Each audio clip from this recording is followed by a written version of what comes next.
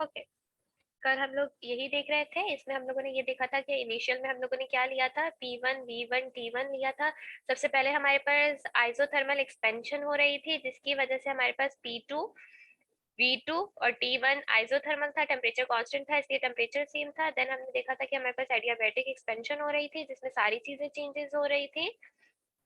ठीक है, देन हमारे पास आइसोथर्मल दोबारा था, तो आपके पास टेम्परेचर दोबारा सेम रहेगा, बाकी चेंज होगा। और जो लास्ट स्टेप के बाद आपका जो इनिशियल वाला होगा आपको वो मिल जाएगा, दैट इज P1 V1 और T1। यही हम लोगों ने चीज डिस्कस की थी।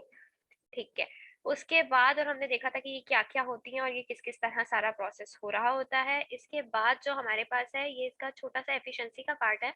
हम ये देख लेते हैं कि इसकी एफिशिएंसी हम कैसे निकालते हैं। इसकी एफिशिएंसी अगर हम जनरल फार्मूले की बात करें तो एफिशिएंसी का फार्मूला क्या होता है, एफिशिएंसी किसके इक्वल होती है, एफिशिएंसी क्या होती है, आउटपुट ओवर इनपुट।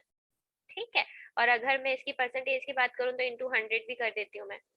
अब इनपुट करनॉट इंजन का क्या होगा, एनीवन, हम उसे क्या इनपुट दे रहे होते हैं, हम उसे हीट एनर्जी दे रहे होते हैं। और आउटपुट हमें पता है कि हीट इंजन, अगर मैं सिर्फ हीट इंजन की भी बात करूं तो हम लोगों ने जब पढ़ा था तो हमने क्या देखा था, जो आइडियलाइज हीट इंजन थी उसमें क्या होता था कि जितना भी आपके पास क्यू था वो किस में कन्वर्ट हो जाता था, वर्क डन में।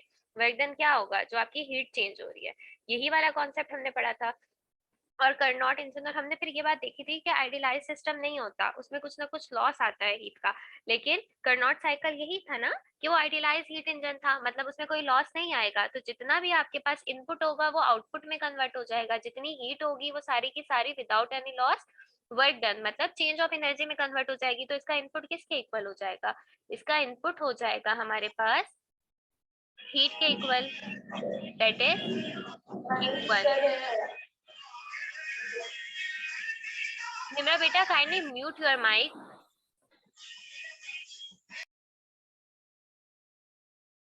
ओके, ठीक है, इसका आपके पास क्या हो जाएगा, Q1 के इक्वल, और आउटपुट मुझे पता है किसके इक्वल आ जाएगा, वर्क डन के इक्वल। और वर्क डन क्या है, चेंज ऑफ एनर्जी। ठीक है, अब सिंपली मुझे क्या करना है, अपने फॉर्मूलाज में वैल्यू पुट करनी है। तो मेरे पास एफिशिएंसी किसके इक्वल हो जाएगी, आउटपुट क्या है हमारे पास, Q1 माइनस Q2, और इनपुट क्या है, Q1। और अगर मैं परसेंटेज की बात करूं तो इंटू 100 हो जाएगा। ठीक है, अब मैं इसको सॉल्व करती हूँ तो मेरे पास क्या हो जाएगा, क्या मैं इसे ऐसे लिख सकती हूँ, ये दोनों के साथ है ना Q1, तो मैंने इसे सेपरेट करके लिख लिया। ठीक है, Q1 Q1 से कैंसिल, तो आपके पास क्या रह गया, 1 माइनस Q2 बाई Q1, यही रह गया। और अगर एफिशिएंसी परसेंटेज की बात करूं तो 100 में आ जाएगी। इसी तरह अगर टेम्परेचर के रिलेटेड मैं इक्वेशन करूंगी तो आपके पास Q2 रिप्लेस हो जाएगा T2 से, और Q1 रिप्लेस हो जाएगा T1 से। तो ये आपके पास इसकी, और एफिशिएंसी को आप रिप्रेजेंट इससे करते हो। ठीक है, ये आपके पास क्या आ जाती है, एफिशिएंसी का इक्वेशन। Okay, got it. एक दफा हम आपकी बुक में देख लेते हैं। ठीक है, ये आपके पास इक्वेशन आ गई, इसकी भी और इसकी भी। ठीक है, अब मेरे पास एक छोटा सा न्यूमेरिकल प्रॉब्लम है, मैं ये देख लेती हूँ। हमें क्या करना है, एफिशिएंसी फाइंड करनी है। अगर आपको इन टर्म्स ऑफ टेम्परेचर गिवन होगा तो आप कौन सा फॉर्मूला यूज करोगे, 1 माइनस T2 बाई T1, और इन टर्म्स ऑफ हीट होगा तो आप क्या कर लोगे, 1 माइनस Q2 बाई Q1।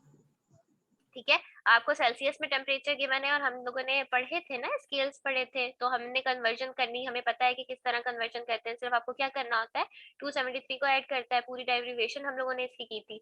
ठीक है, तो हमने सिंपली क्या किया, अपने टेम्परेचर को केल्विन में कन्वर्ट किया और फॉर्मूले में रख के अपनी इधर सिर्फ एफिशिएंसी निकाली, और परसेंटेज में निकाल लोगे फिर। ठीक है, ये आपने क्या निकाल दी, अपनी एफिशिएंसी। इसके बाद आपके पास जो कॉन्सेप्ट है, और लकीली ये आप लोगों का लास्ट है, और इसके बाद हमारा हीट से जान छुट जाएगी। ठीक है, ये वाले चैप्टर का लास्ट टॉपिक है हमारे पास, जो है आपके पास entropy and second law of thermodynamics. सबसे पहले हम इंट्रोपी देख लेते हैं। किसी को कोई आइडिया है कि हमारे पास इंट्रोपी क्या होती है, नहीं पता मेरे बच्चों को, अच्छा मैं बता देती हूँ। इंट्रोपी आपके पास बेसिकली होती है मॉलिक्यूलर डिसऑर्डर। मॉलिक्यूलर डिसऑर्डर अब क्या है, बेतरतीबी। अगर किसी भी चीज में कोई भी बेतरतीबी आ रही है तो हम उसे कहते हैं कि डिसऑर्डर आ रहा है। ठीक है, तो अगर मॉलिक्यूल्स में कोई बेतरतीबी आएगी तो उससे हम क्या कहते हैं, बेतरतीबी या इंट्रोपी। इसकी अगर मैं डेरिवेशन डेफिनेशन लिखूं तो इसकी डेफिनेशन होती है the measurement of molecular disorder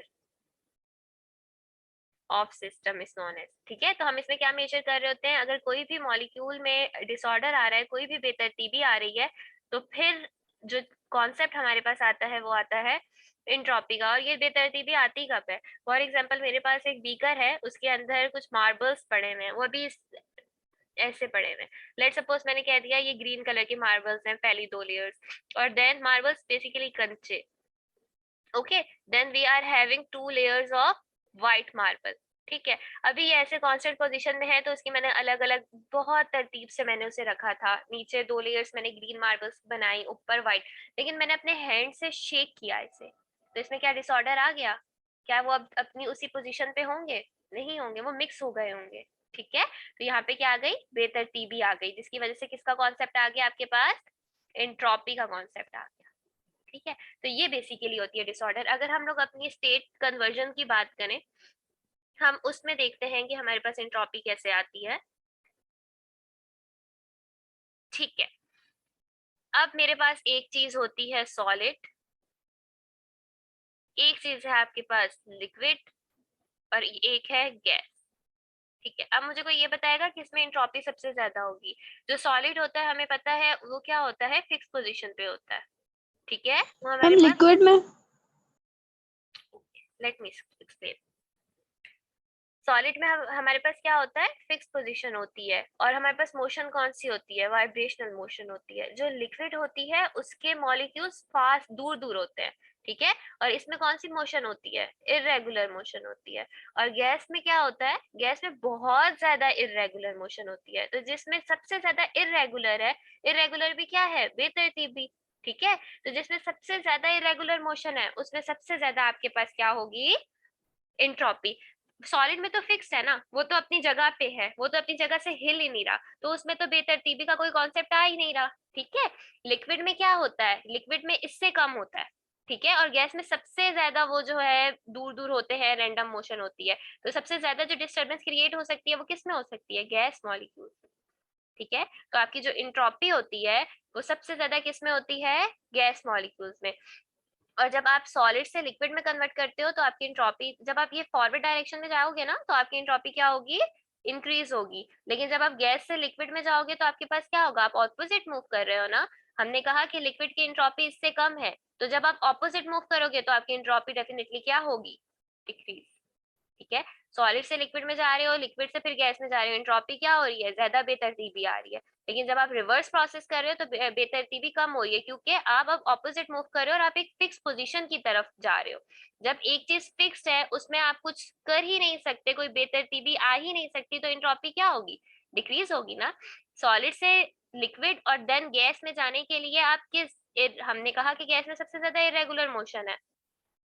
ठीक है, तो आप सॉलिड से लिक्विड और लिक्विड से गैस की तरफ मूव कर रहे हो, इरेगुलरिटी ज्यादा आ रही है, तो इंट्रोपी ज्यादा आ रही है। लेकिन सॉलिड फिक्स्ड है, जब आप गैस से लिक्विड और लिक्विड से सॉलिड की तरफ मूव कर रहे हो तो आप एक फिक्स पोजीशन की तरफ जब मूव कर रहे हो तो उसमें तो इरेगुलरिटी आ ही नहीं रही, तो आपके पास इंट्रोपी क्या हो रही है, डिक्रीज हो रही है। ये कॉन्सेप्ट समझ आया? Yes ma'am. ओके, देन हमारे पास कुछ पॉइंट्स है।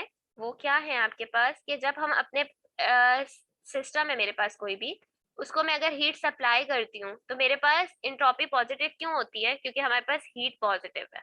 ठीक है, तो आपके पास इंट्रोपी भी क्या होती है, पॉजिटिव।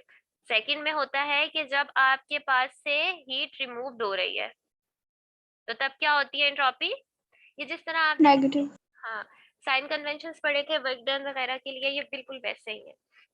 ठीक है, अब मेरे पास एक है रिवर्सिबल सिस्टम और एक है इरिवर्सिबल सिस्टम, इनका कॉन्सेप्ट पता है? रिवर्सिबल सिस्टम, अगर फॉर एग्जांपल मेरे पास कोई भी, अगर हम यहाँ पे केमिस्ट्री का कॉन्सेप्ट आ जाएगा, मैं कहती हूँ कि मेरे पास मीथेन है, उसके साथ में फॉर एग्जांपल किसी को भी रिएक्ट करवा, लेट सपोज कुछ भी इक्वेशन लिखो। ठीक है, ये कुछ है, जब ये क्या कहलाते हैं आपके पास, रिएक्टेंट, और ये क्या होता है आपके पास, प्रोडक्ट। जब आपका रिएक्शन सिर्फ एक डायरेक्शन में होता है तो वो क्या कहलाता है, एक तो फॉरवर्ड रिएक्शन कहलाता है वो, ठीक है। और जब ये ऑपोजिट मूव करेगा तो ये होता है रिवर्स रिएक्शन। अच्छा, अगर मेरा ये वाला सिस्टम फॉरवर्ड डायरेक्शन में भी जा रहा है, मतलब वो रिएक्टेंट से प्रोडक्ट भी बना रहा है और फिर प्रोडक्ट से रिएक्टेंट भी बना रहा है, तो ये वाला क्या कहलाता है हमारे पास, रिवर्सिबल। इसका मतलब है कि फॉरवर्ड से आप जो है जाओगे और प्रोडक्ट बनेगा, ठीक है, और बैकवर्ड भी इसमें होगा, इसमें रिवर्स रिएक्शन भी होगा, मतलब प्रोडक्ट से आपके पास रिएक्टेंट भी बनेंगे। तो ये वाला क्या कहलाता है आपके पास, रिवर्सिबल रिएक्शन। और इरिवर्सिबल क्या होगा कि या तो सिर्फ आपके पास रिएक्टेंट से प्रोडक्ट बनेगा या तो प्रोडक्ट से रिएक्टेंट बनेगा। तो एंट्रोपी रिवर्सिबल सिस्टम में हमेशा कांस्टेंट रहती है और इरिवर्सिबल सिस्टम में इंक्रीज होती है, ठीक है। और एक आपके पास है कि यूनिवर्स की एंट्रोपी हमेशा इंक्रीज होती है, इस बारे में कोई बताएगा मुझे क्यों हम ऐसा कहते हैं? ये अक्सर आपका एमसीक्यूज भी आता है कि यूनिवर्स की एंट्रोपी क्या कांस्टेंट है, इंक्रीज है या डिक्रीज है? Any one of you? Okay, क्या कहा मैंने कि जो आपके पास यूनिवर्स की एंट्रोपी है, अच्छा मैंने ये तो बताया ही नहीं है रिप्रेजेंट किससे होती है, एक मिनट। एंट्रोपी हमेशा आपके पास एस से रिप्रेजेंट की जाती है और इसका जो फॉर्मूला होता है वो आपके पास होता है हीट अपॉन टाइम। अगर मैं इसकी एसआई यूनिट निकालूं तो क्या होगी, हीट किस में मेजर होती है, जूल में, और टाइम सेकंड में, तो इसकी आपके पास यूनिट हो जाती है, टाइम सेकंड में भी होता है, केल्विन में भी होता है, इन सब में होता है, लेकिन आपकी बुक में जो अभी तक हम डिस्कस करते हुए आ रहे हैं वो केल्विन का करते हुए आ रहे हैं, ठीक है। तो जूल पर केल्विन इसकी यूनिट होती है, ठीक है। अब मेरा ये सवाल था आप लोगों से कि आपकी बुक में भी ये लिखा हुआ है कि जो यूनिवर्स की एंट्रोपी है वो हमेशा इंक्रीज होती रहेगी, क्यों? हमने आपने बहुत ज्यादा, नहीं बेटा डिक्रीज नहीं होगी ग्रेविटी की वजह से, मैं कह रही हूँ कि एंट्रोपी यूनिवर्स की हमेशा इंक्रीज होती है, वो बढ़ती जा रही है, ठीक है। तो ये मैं पूछ रही हूँ ऐसा क्यों है कि वो बढ़ती जा रही है? मुझे क्या पता है कि एंट्रोपी क्या है, एंट्रोपी क्या है, एंट्रोपी डिस्टरबेंस है, डिसऑर्डर है। अक्सर आप लोगों ने पढ़ा होगा, फिजिक्स की बिग बैंग थ्योरी वगैरह पढ़ी होगी, कि उसमें आपने पढ़ा था कि एक स्मॉल मास था, ठीक है, वो फटा तो यूनिवर्स बनी, पढ़ा है ऐसा कुछ, ठीक है। यस मैम, पढ़ा है। ठीक है, तो जब आप ये कह रहे हो कि वो एक स्मॉल मास था वो फटा, जब वो फटा वो हुआ, ब्रोक हुआ, तो क्या हुआ उसमें, डिसऑर्डर इंक्रीज हुआ, हुआ ना डिसऑर्डर इंक्रीज। तो हमारे पास एंट्रोपी, इस वजह से हम कहते हैं कि यूनिवर्स की हमेशा इंक्रीज होती रहती है, समझ आया? Okay, next we are having, अच्छा अभी तो हमने सिर्फ ये जो एंट्रोपी पढ़ा, हमने देखा कि एंट्रोपी होता क्या है, बेसिकली ये डिसऑर्डर है, मॉलिक्यूलर डिस्टरबेंस है ये, ठीक है, ये हमने देख लिया। अब हमने देखना है कि सेकंड लॉ ऑफ थर्मोडायनामिक्स में एंट्रोपी क्या होती है। उसकी अगर मैं स्टेटमेंट लिखूं तो ये होती है, इफ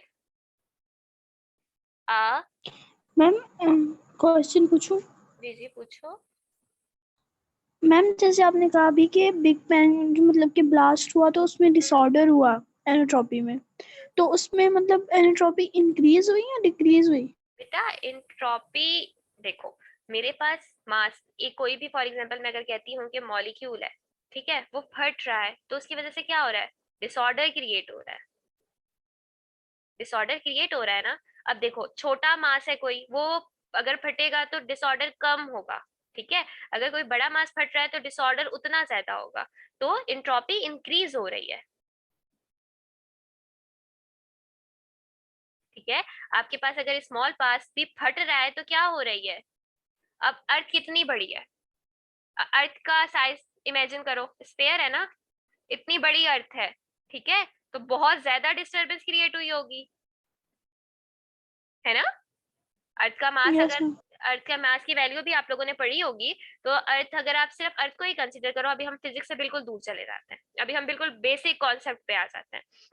मैं सिर्फ अर्थ को कह रही हूँ, मुझे ये पता है, बिग बैंग थ्योरी ने मुझे बताया कि कोई भी आपके पास मास है वो फटा है और आपके पास अर्थ बनी है, ठीक है। अब मैं अर्थ पे आ जाती हूँ, तो मैं देख रही हूँ कि अर्थ कितनी बड़ी है, तो कितना ज्यादा डिसऑर्डर आया होगा जब वो मास फटा होगा, समझ आ रहा है कुछ, ठीक है। इसलिए मैं कहती हूँ कि जो आपकी एंट्रोपी ऑफ यूनिवर्स है वो इंक्रीज होती है, ठीक है, डिक्रीज कैसे होगी, डिसऑर्डर आ रहा है, अभी हम ये बात कर ही नहीं रहे कि डिसऑर्डर बड़ा आ रहा है या छोटा आ रहा है। हमने एंट्रोपी में कहा कि बस डिसऑर्डर आ रहा है तो एंट्रोपी इंक्रीज हो रही है। तो यहाँ पे डिसऑर्डर नहीं आया, मास के फटने से आ रहा है ना डिसऑर्डर। समझ आया?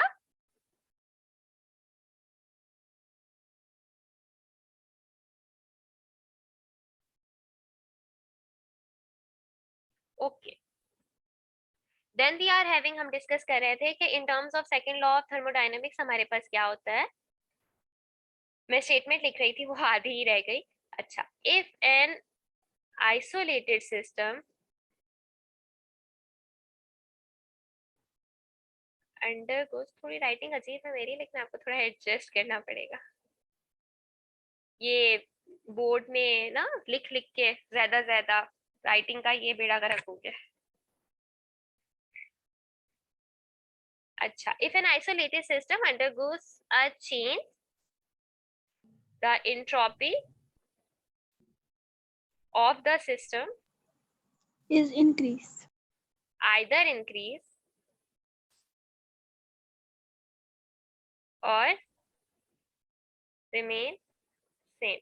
ठीक है, इसमें हमें ये पता था कि अगर कोई भी आपके पास आइसोलेटेड सिस्टम है और उसमें अगर कोई भी इंट्रोपी वगैरह हो रही है, कोई भी डिस्टर्बेंस की वजह से इंट्रोपी क्रिएट हो रही है, तो या तो वो इंक्रीज होगी या तो वो सेम रहेगी। मैं इसकी आपको अच्छा एग्जांपल देने से पहले मुझे ये बताओ कि आइसोलेटेड सिस्टम क्या होता है। बहुत जगह पढ़ा होगा जब एनर्जी का जिक्र किया होगा, कन्वर्सेशन ऑफ एनर्जी का जिक्र किया होगा, तो ये वाली टर्म आई होगी। Same, isolated system same. और ये सेम क्या है, क्या मतलब सेम क्या है? सेम का ये मतलब है कि हम इसे कोई भी हीट एनर्जी प्रोवाइड नहीं कर रहे। ठीक है, जब हमें इसे कोई भी हीट एनर्जी नहीं दे रहे तो क्या हमारे पास वर्क डन होगा? चेंज ऑफ एनर्जी होगी? चेंज ऑफ एनर्जी नहीं होगी। मेरे पास एक कोई बीकर होता है, मैं उसे जब हीट करती हूँ तो उसका वर्क डन चेंज होता है, एनर्जी में फर्क आता है। वर्क डन हमने अभी जो डेरिवेशन भी की थी उसमें क्या था, वर्क डन किसके इक्वल था? Q1 माइनस Q2 था ना, चेंज ऑफ हीट था। तो जब आपके पास आप हीट ही नहीं दे रहे तो कोई वर्क डन हो रहा है, कोई चेंज आ रहा है? चेंज ही नहीं आ रहा। तो आइसोलेटेड सिस्टम कोई भी ऐसा सिस्टम कि जो सेम है, और वो सेम किस तरह है, क्योंकि हम उसे कोई हीट नहीं दे रही जिसकी वजह से कोई चेंज ही नहीं आ रहा, तो वो सेम है, अपनी उसी पोजीशन पे है। ठीक है। अच्छा, इसमें ये कहा गया कि अगर कोई भी आइसोलेटेड सिस्टम है, या तो उसकी एंट्रोपी इंक्रीज होगी या तो उसकी एंट्रोपी डिक्रीज होगी, सेम रहेगी, डिक्रीज नहीं होगी, ये कहा गया। हमने एक स्टार्टिंग में एग्जांपल को डिस्कस किया था जिसमें मैंने आपको कहा था कि एक बीकर है और उसमें कुछ मार्बल्स है। ठीक है, यहाँ पे एक बीकर है और यहाँ पे मैंने 2 लेयर्स मार्बल की बनाई है विद ग्रीन,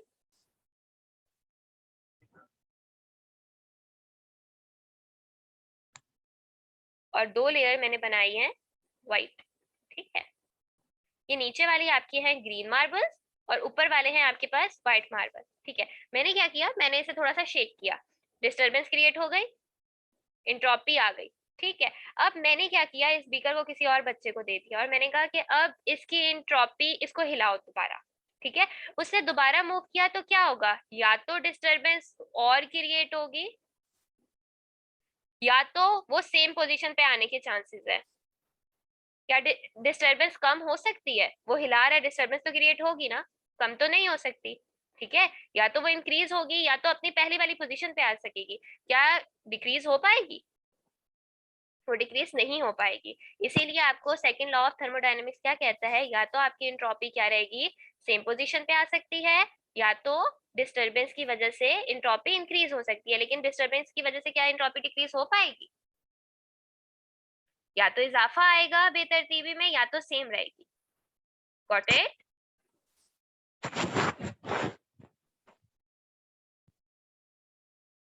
अब हम आपकी बुक में देख लेते हैं। फाइनली एक lengthy chapter comes to an end, और आपके लिए गुड न्यूज ये है कि इसका, मुझे बताओ आप लोग क्विज कब दोगे? अच्छा नहीं, क्विज तो मैंने आप लोगों का एक ले लिया है, असाइनमेंट कब दोगे?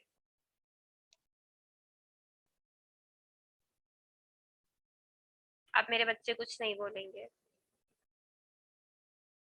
ये आपका, मैम आपने क्या कहा, दोबारा बोलिएगा। अच्छा, ये हमने एंट्रोपी देख लिया, ठीक है, और इसका सेकंड लॉ ऑफ थर्मोडायनामिक्स भी देख लिया। ठीक है, और ये फॉर्मूला भी देख लिया, यूनिट भी देख लिया। ओके, अब हमारा ये chapter comes to an end और हमने इसे कह दिया खुदा, मैंने कह दिया खुदा हाफिज। आपने अभी इसको क्या करना है, सलाम करके पूरा पढ़ना अच्छे से स्टार्ट करना है। देन हमारे पास जो है नेक्स्ट टॉपिक इलेक्ट्रोस्टैटिक्स है। ये भी बहुत मजे का टॉपिक है।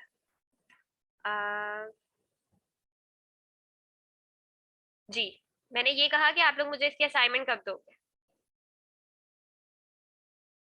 असाइनमेंट में आप मतलब लोगों को मैम, जी, यस मैम बोले। आपको एक तो आप मुझे एक काम करो, आप लोग पहले असाइनमेंट सबमिट करवाने से पहले आप लोगों को कोई भी इशू है मुझे व्हाट्सएप पे करो, कि जिस क्वेश्चन में प्रॉब्लम आ रहा है, नहीं समझ आ रहा, वो मुझसे व्हाट्सएप पे मैसेज करके पूछो, ठीक है? वो मुझसे पूछ दो, इसके लिए मैं आपको सिर्फ 1 दिन का टाइम दे रही हूँ।